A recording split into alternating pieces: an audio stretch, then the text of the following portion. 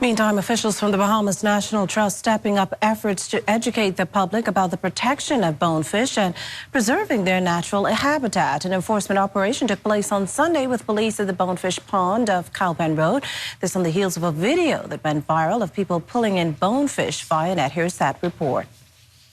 It started out with a video showing two men hauling bonefish with nets. A concerned person shared it with officials from the Bahamas National Trust who investigated. B.N.T. Executive Director Eric Carey explained the video originated in the Turks and Caicos Islands. However, on Sunday, officials were alerted to persons breaking the lockdown at the Bonefish Pond off Cowpen Road.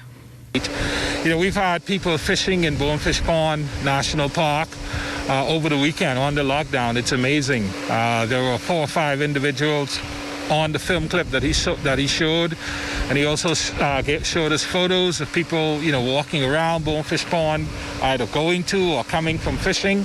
This is a nursery area. Most of what they're catching is from our experience, it's immature conchs, small fish. Carey says officials worked with police to enforce the area, but they have to look at implementing additional measures.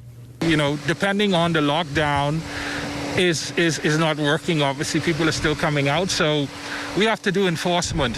Fortunately, the government realized that the park wardens' work has to continue, and so we have been given permission to be on call to do things like this. So what we have to do is obviously work with our team, our enforcement personnel, to come up with strategies to try and prevent this, to try and discourage it, because the national parks are important. The natural resources need to be protected, and our work is really important. For farmer Dennis Cates, this isn't the first time he has seen people fishing at the pond.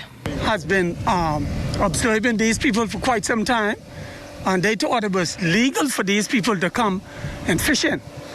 But they just brought it to my attention, and I realized that, this is the spawning habitat for the fishes, and also this is a lockdown, so nobody shouldn't be out here fishing at this time.